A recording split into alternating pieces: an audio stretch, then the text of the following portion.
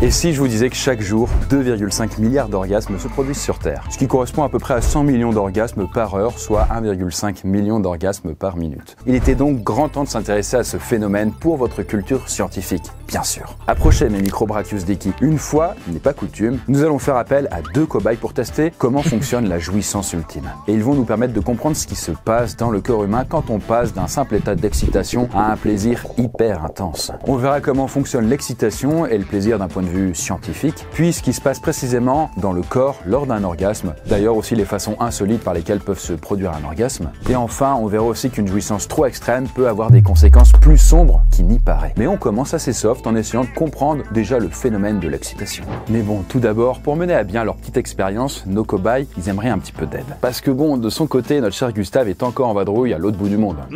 Et sa compagne Gustine se retrouve un peu toute seule chez eux. Ce qui fait que c'est pas très pratique pour faire la bagatelle, quoi, si vous voyez ce que je veux dire. Mais vous inquiétez pas pour elle, puisqu'on a tout prévu. Et on lui a fourni des jouets de chez Lelo. Bon, c'est la 2e fois que je collabore avec ce sponsor et je suis super content. Déjà parce que, ils proposent plein de jouets pour adultes et il y en a pour tous les goûts. Et en plus, leurs produits sont performants avec des designs soignés et fabriqués avec un silicone médical. Les designs sont originaux, pas vulgaires, ce qui est quand même, disons-le, assez différent de l'ordinaire. Et là, c'est par exemple le cas avec le Lily 3 qu'on va faire tester avec Gustine. Et celui-là, il est conçu pour Gustave. Et c'est d'autant mieux puisque c'est bientôt la Saint-Valentin. Donc, si vous voulez faire plaisir à l'élu de votre cœur, ou même à vous-même, vous pouvez aller faire un petit tour sur le site de Lelo où il y a plein de promos pour l'occasion. Le lien est juste dans la description. Et en plus, grâce à mon code promo FECON15, vous avez 15% de réduc qui peuvent s'ajouter aux promos déjà existantes. Bref, quoi dire de plus, à part que vous avez les cartes en main, voire même un peu plus, pour vous réchauffer pendant l'hiver. Quant à nous, je pense qu'il est grand temps de débuter notre aventure destination l'orgasme. Bon, alors peut-être que je vais déjà vous surprendre, mais les dauphins, c'est des sacrés coquins. Parce que, en effet, une étude américaine a récemment démontré que les dauphines avaient les capacités de se donner du plaisir. Alors pour ça, rien de plus simple, elles frottent leur clitoris contre le sable. Et d'ailleurs, les chercheurs ont même pu observer des groupes de femelles se stimuler mutuellement grâce à leur museau. Oh, it was so amazing! We went out snorkeling and the dolphins were just playing. Turns out they were masturbating. Bon, et pour approfondir le sujet, ils ont même étudié de plus près les clitoris de plusieurs dauphines. En fait, la seule chose qu'ils ont découvert, c'est que les terminaisons nerveuses au niveau de ces organes étaient aussi nombreuses que chez les humains. Et donc, les chercheurs ont conclu qu'il devait vraiment y avoir une notion d'excitation et de plaisir lors de ces comportements chez les dauphins. La notion d'excitation sexuelle et de plaisir, elle se retrouve aussi chez beaucoup d'autres animaux. Et l'exemple le plus connu, c'est les bonobos. Vous savez, c'est ces grands singes qui sont pas si éloignés de l'homme et qui ont parfois des rapports sexuels quand ils sont trop nerveux, juste pour apaiser les tensions, quoi. Comme tout le monde quand on peut. Mais par contre, ce qui semble, dans l'état actuel des connaissances, quand même nous différencier des animaux, c'est que notre sexualité n'est pas liée uniquement à la reproduction. En plus de ça, chez nous, les humains, l'excitation sexuelle est provoquée à la fois par les sens que par l'imaginaire. On peut typiquement être émoustillé par la simple idée de retrouver l'élu de son cœur, comme par exemple là notre cobaye. Il est vraiment au taquet. Mais si je vous disais que votre haleine peut aussi être le signe d'une excitation sexuelle. En fait, en 2023, des chercheurs de l'université de Porto ont tenté une petite expérience sur 24 cobayes. Il y avait 12 femmes et 12 hommes. Ils leur ont fait regarder des vidéos de 10 minutes, comme un documentaire sur la nature, un match de football, un film d'horreur ou même un film érotique. Et après avoir visionné le film érotique, les cobayes ont tous connu une modification des molécules contenues dans l'air qu'ils expiraient. Mais on a aussi retrouvé dans l'air qu'ils expiraient la présence de molécules qui sont produites uniquement lorsque les zones de plaisir et de la récompense sont activées au niveau du cerveau. Bref, en conclusion, si vous avez un capteur à haleine, vous pourriez être capable de voir si quelqu'un est excité sexuellement, en théorie. Bien sûr, il existe des signes un peu plus connus et un peu plus évidents pour savoir si quelqu'un est excité. Il y a le signe le plus évident d'entre tous, cas si on n'est pas trop vêtu, par ici. Mais ce qui est plus intéressant, c'est ce qui se passe dans notre cerveau. Déjà, prenons l'exemple de l'anglais Sean Turner. Lui, il y a à peu près 10 ans, il a remarqué des changements dans sa personnalité. En fait, il avait tendance à être plus nerveux, s'énerver facilement. Et surtout, sans raison apparente, il s'est mis à ressentir une excitation sexuelle quasiment tout le temps. D'ailleurs, pire, mais sa vue et son odorat se sont mis à baisser. Et du coup, il a décidé de consulter. Et là, les toubibs, après lui avoir fait passer un scanner, ont découvert un truc assez fou. En fait, il avait une tumeur dans le cerveau de la taille d'une orange. Là-dessus, il a un peu flippé, mais on l'a opéré et tout s'est bien passé. Et surtout, suite à ça, son excitation sexuelle était devenue moins insupportable, quoi. Bref, Cette petite histoire nous montre quand même qu'il y a un lien entre l'excitation sexuelle et le cerveau. Et plus précisément, lorsque vous êtes excité, c'est pas juste au niveau de l'entrejambe que ça se passe. En fait, votre cerveau va activer certaines zones dédiées à la récompense, la motivation ou même encore au plaisir. Et ça se traduit avec certaines hormones comme la dopamine, l'ocytocine ou même la noradrénaline. Ou à l'inverse, certaines fois, notre cerveau peut totalement stopper complètement l'excitation sexuelle. Par exemple, peut-être que vous avez déjà vécu ça dans votre entourage ou même vous-même, mais certaines personnes peuvent prendre des antidépresseurs et en prenant ce type d'antidépresseur, ça ruine complètement leur libido. Et là-dedans, l'explication est la suivante. Pas mal d'antidépresseurs, ils vont favoriser la production d'une hormone qui va avoir un effet calmant, c'est la sérotonine. Or, le petit pépin avec la sérotonine, c'est que quand vous en sécrétez dans votre corps, ça a pour conséquence aussi de diminuer la dopamine, et c'est elle qui donne envie de batifoler. Après, il y a aussi des facteurs psychologiques qui peuvent diminuer le désir et l'excitation, comme par exemple un trauma à la suite d'une agression sexuelle, ou même une maladie chronique. Tout ça, ça peut niquer la libido. Typiquement, ça peut provoquer une contraction du vagin chez la femme, qu'on appelle le vaginisme, et qui empêche la pénétration. Ou alors, chez l'homme, par exemple, des troubles de l'érection. Un petit peu comme notre cobaye, là, ce cher Gustave, qui, à la suite d'une expérience un peu trop traumatisante, a eu quelques petits soucis un peu plus bas, quoi. Ça peut arriver à tout le monde. Après s'il y en a un qui a vraiment strictement rien compris en ce qui concerne le lien entre l'excitation sexuelle et le cerveau, alors ça peut paraître un peu bizarre, un peu étonnant, mais le docteur Kellogg, qui a ensuite donné son nom à la marque, en fait il avait une idée précise en les inventant, les fameux cornflakes. Parce qu'en effet, lui, il était très croyant et il pensait que le plaisir avait quelque chose de satanique. Et du coup, il a voulu inventer une nourriture saine, sans sucre, sans gras, afin d'éviter à ses patients de ressentir du plaisir, ou même une simple excitation en mangeant ces céréales, ce qui serait diabolique, quoi. Ouais. Mais au-delà de cette vision un petit peu extrême chez le bonhomme, il existe aussi des personnes pour qui l'excitation sexuelle n'existe pas, car en fait le désir sexuel n'existe pas chez elles. C'est ce qu'on appelle du coup communément des personnes asexuelles. On a une absence de désir sexuel envers qui que ce soit, mais c'est une orientation sexuelle comme une autre. Certaines personnes asexuelles ont pu avoir essayé le sexe et s'être rendu compte que c'était juste pas pour elles. Mais d'autres, comme moi, n'ont jamais ressenti ce désir et ne le ressentiront jamais. Il peut y avoir une attirance romantique, mais pas sexuelle pour une personne. Après, si on met de côté les facteurs qui peuvent expliquer une absence de désir ou d'excitation sexuelle, en fait, qu'est-ce qui se passe quand on commence à ressentir une sensation de plaisir? Et regardez là, nos deux cobayes. Ils ont l'air tout émoustillés, prêts à passer de la théorie à la pratique. Ils sont si rapides. Calmez-vous tous les deux, c'est qu'une expérience scientifique. On passe à la prochaine étape, Allez. Là, on rentre un peu plus dans le vif du sujet. Avant de passer à l'orgasme, comment ça fonctionne déjà le plaisir chez un être humain? Alors pour faire simple, l'excitation provoque un afflux de sang vers les organes génitaux, autant hommes que femmes, et du coup, ça va augmenter la sensibilité de certaines zones du corps, pas que au niveau de l'entrejambe. Et ensuite, toutes les terminaisons nerveuses présentes au niveau de ces différentes parties du corps, quand vous les touchez, quand vous les stimulez, ils vont envoyer un message au cerveau pour signifier que c'est cool, c'est agréable. Donc, le cerveau et le corps de nos deux cobayes sont liés intimement par le plaisir. J'ai l'impression d'être un Jamy coquin, désolé. Ah bon, s'il le dit. D'ailleurs, en parlant de zones très sensibles, en fait, il semblerait que les scientifiques aient enfin pu identifier la zone à laquelle correspond le clitoris dans le cerveau des femmes. Alors que, je le rappelle, mais pour le pénis, ça on le sait depuis longtemps. En fait, on a une étude de l'université de Berlin qui a été menée sur une vingtaine de femmes. Ils leur ont fait alors passer des IRM et pendant qu'elles étaient stimulées sexuellement. Et là, les chercheurs ont croisé les résultats et déterminé qu'il existait bien une zone précise du cerveau qui était reliée aux sensations exactes du clitoris. D'ailleurs, même plus que ça, mais cette zone était plus grande chez les femmes qui avaient des rapports sexuels plus nombreux que les autres. Et du coup, quand une partie de votre corps est touchée ou stimulée, ça va déclencher une activité au niveau du cortex, donc somatosensoriel. Bref, c'est la zone du cerveau qui est dédiée au sens. Et dans le mécanisme du plaisir, ce sont les zones très sensibles, appelées les zones érogènes, qui sont activées. Peut-être que vous le savez bien, mais il suffit parfois d'un simple effleurement pour activer une zone érogène. Comme par exemple chez notre cobaye, dès qu'on lui touche l'oreille. Parfois, ça peut être aussi du coup un morceau de cuisse, un bout de jambe. Tout est possible. Ou même les lèvres, bien entendu, quand on s'embrasse, qui sont des zones très érogènes.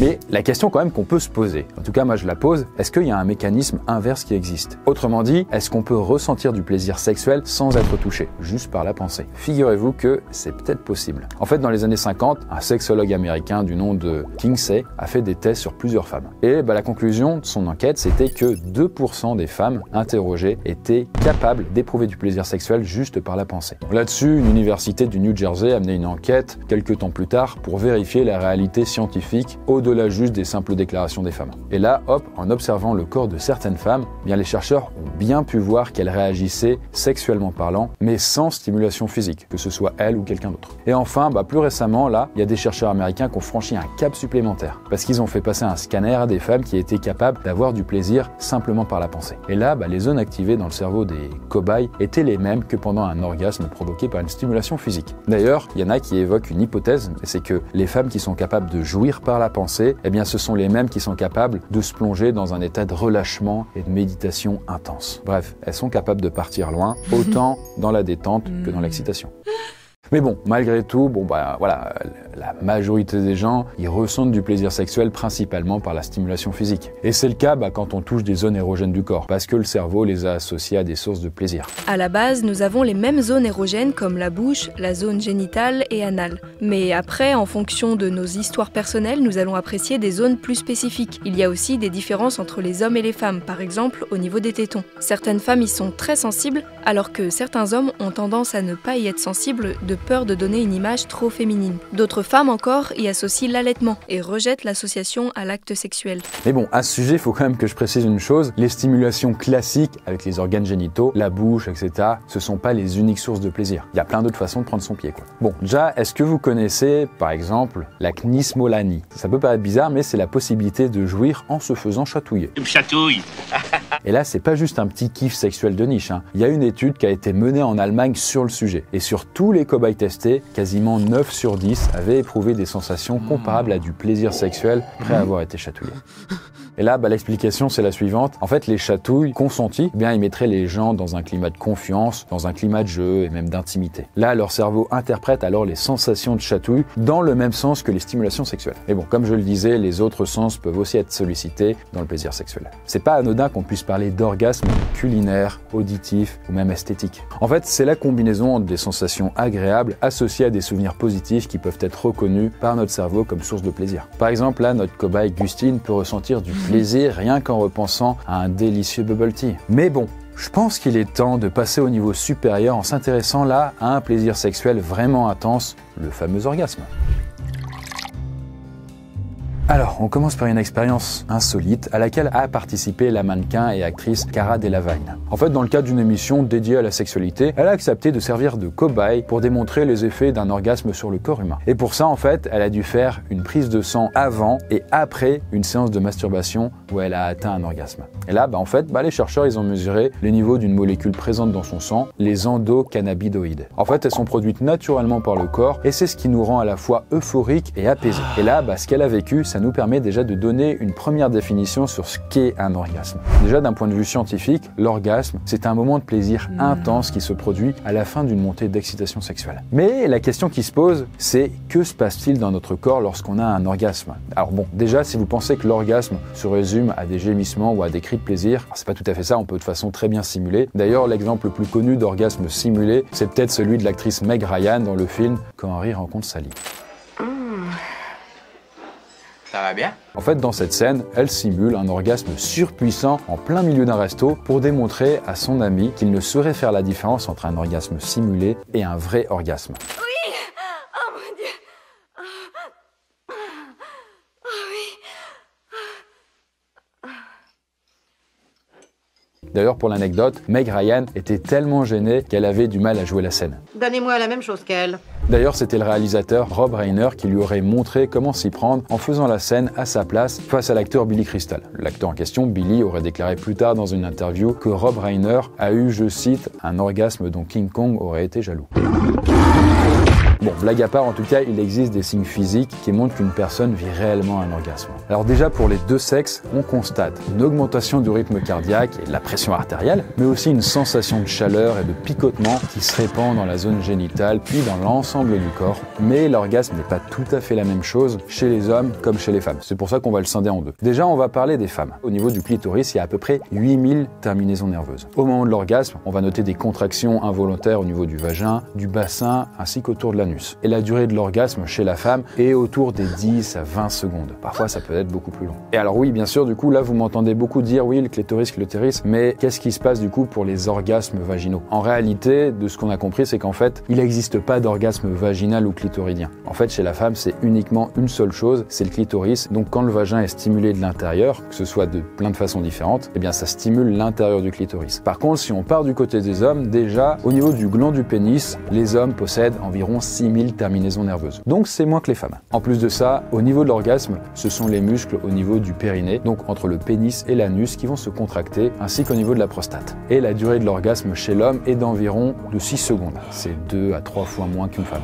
Et bien sûr, évidemment, ça s'accompagne souvent, mais pas tout le temps, d'une éjaculation. Mais il existe des signes moins visibles sur tout ce qui se passe au niveau du cerveau pendant l'orgasme. Alors déjà, pour faire simple, votre cerveau libère une grande quantité d'hormones, vraiment un gros cocktail qu'on vous balance dans le corps. Déjà, il va y avoir l'ocytocine qui va produire la sensation un peu d'amour ou d'attachement. Il va y avoir aussi les endorphines qui vont avoir un effet antidouleur, qui vont donner une sensation de plaisir ou d'euphorie. Il y aura aussi la prolactine qui joue un rôle dans la sensation de satisfaction et de détente après l'orgasme. Et là, vous allez me dire, putain, mais trop cool, génial, j'adore, faut que je teste. Oui, peut-être. Je vais vous raconter une histoire qui s'est déroulée aux Pays-Bas. En fait, une patiente de 55 ans qui avait été atteinte d'une infection au pied a dû revenir consulter en urgence. C'est un peu bête, mais elle se plaignait d'avoir 5 orgasmes par jour qui provenaient de son pied. En gros, en fait, sa maladie avait détourné un message nerveux de son pied à son cerveau qui l'interprétait comme s'il venait de son vagin. Et donc, le seul remède qui a été trouvé pour son cas à elle, c'était de lui injecter un anesthésiant au niveau du pied pour stopper le message nerveux et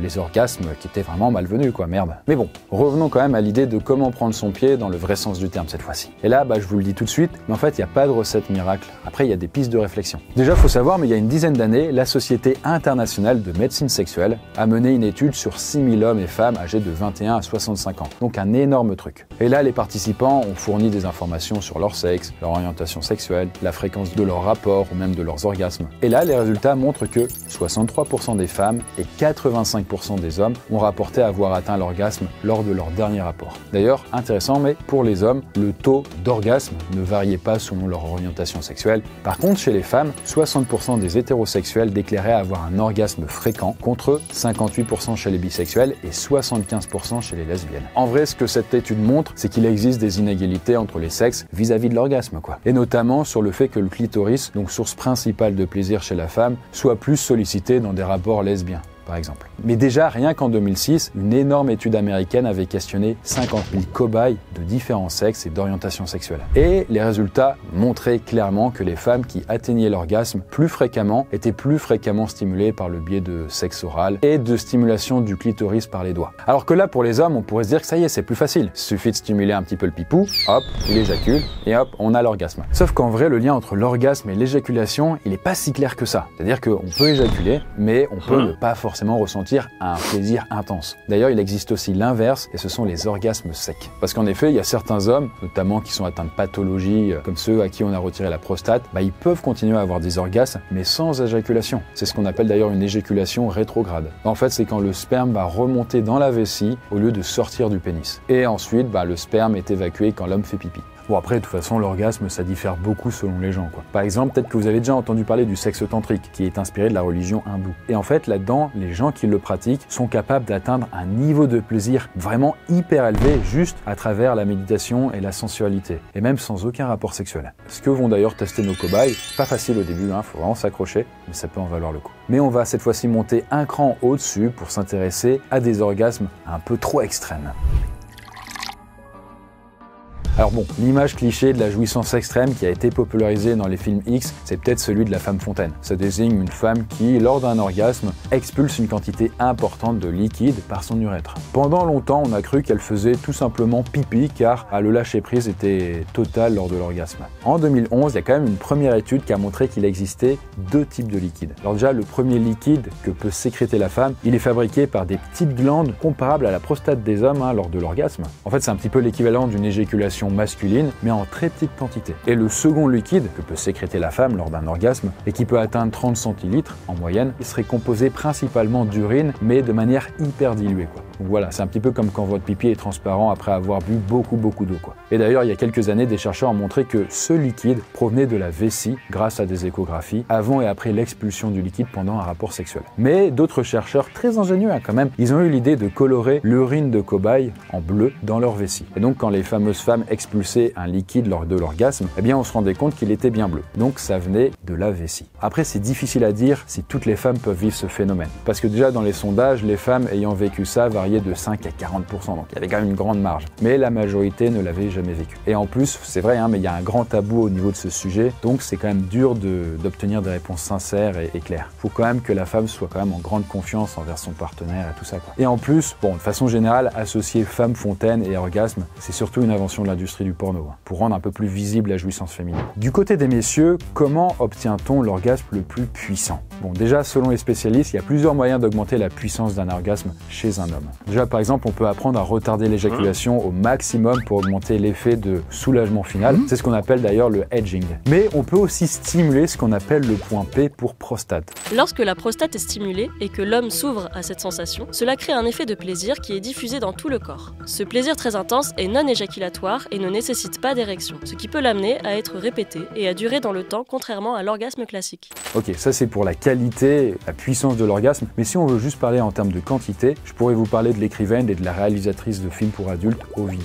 Parce qu'elle, en 2008, elle a décidé de participer à un concours du plus grand nombre d'orgasmes d'affilée. Et elle a fini lessivée en enchaînant 26 orgasmes à la suite. Alors si la performance a l'air quand même assez impressionnante, sachez que ce jour-là, le trio gagnant du concours a enchaîné respectivement 132, puis 193, et enfin à la première 222 orgasmes. À ce niveau-là, c'est vraiment plus une notion de plaisir, mais juste de pure performance, je pense. En sachant que, selon les moyens d'arriver à l'orgasme, un excès de stimulation, ça peut créer des irritations ou même des infections urinaires. Là, par exemple, notre cobaye Justine en a fait les frais, après une trop longue partie de jambes en l'air. Mais bon, en tout cas, pour le concours d'orgasme, évidemment, ils ont essayé de les provoquer, donc c'était volontaire. Mais sachez qu'on peut avoir des orgasmes involontaires, quasi permanents, et ça existe dans la vraie vie. En fait, c'est une maladie, et on appelle ça le syndrome d'excitation génitale persistant. Et ça, c'est ce qu'a vécu une infirmière américaine qui s'appelle Kim Ramsey. Et elle, en 2008, après avoir eu des rapports avec un nouveau partenaire, elle s'aperçoit que son excitation ne retombe pas. Elle passe alors plusieurs jours à ressentir une stimulation sexuelle qui lui procure des orgasmes. À un moment, ça la perd tellement qu'elle essaie même de s'asseoir sur des petits pois surgelés pour stopper les sensations. Vraiment insupportable en fait à vivre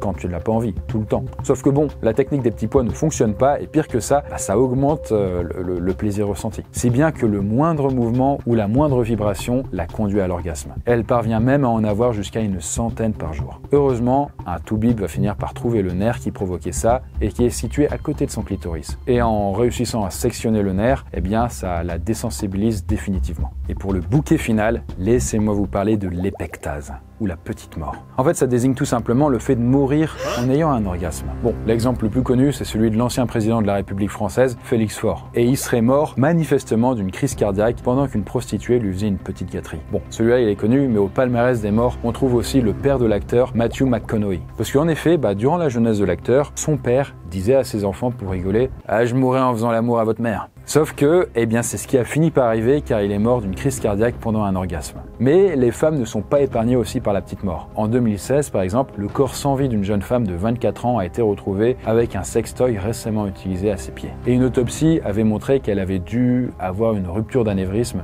un vaisseau qui explose dans le cerveau, et tout ça suite à un orgasme. Après, je vous rassure, mais les cas de mort par orgasme sont quand même très très rares. Heureusement quoi, quand même, ce serait quand même un peu con. Au contraire, il y a plein d'études qui montrent qu'avoir des orgasmes, c'est bénéfique pour la santé, mais certaines études vont plus loin et montrent que ça a un vrai effet sur notre longévité ou même sur certaines maladies. Mais moi je veux faire l'amour! Je veux faire l'amour!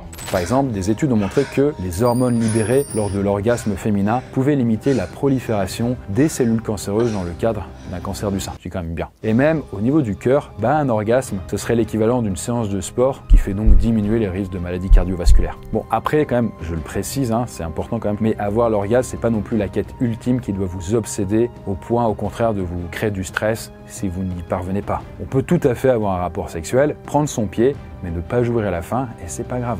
Que ce soit d'ailleurs autant les hommes que les femmes. Bref, il faut se détendre, il faut être relâché pour pouvoir vivre l'extase, on va dire. Et bien voilà pour toutes ces explications sur l'orgasme. J'espère que ça vous a plu et j'en profite pour glisser une anecdote très personnelle sur le sujet. On a parlé d'orgasme qu'on peut provoquer de manière un peu insolite et ce genre de choses, mais sachez-le, mais grâce à l'hypnose, on peut aussi provoquer des orgasmes simplement avec des paroles. Vous plongez par exemple votre partenaire en état hypnotique, consenti. Par exemple, vous lui créez un ancrage qui fait que quand vous comptez de 1 à 10, ça peut augmenter l'excitation et le 10, ça serait le fameux orgasme. Voilà, c'est quelque chose qui peut fonctionner très bien quand la personne est réceptive. Enfin voilà, tout ça pour dire que notre expérience est terminée. N'hésitez pas à réagir en commentaire, bien entendu. Et sinon, bien entendu, merci encore au sponsor Lelo. Ça tombait à pic avec cette vidéo, je pense. Vous pouvez aller checker le lien en description pour trouver un cadeau de Saint-Valentin pour un ami, une amie ou même pour vous, tout simplement. Et n'oubliez pas, avec le code FECON15, vous avez 15% de réduc. Et voilà, tout simplement. Nous, on se dit à la prochaine vidéo. Bye bye.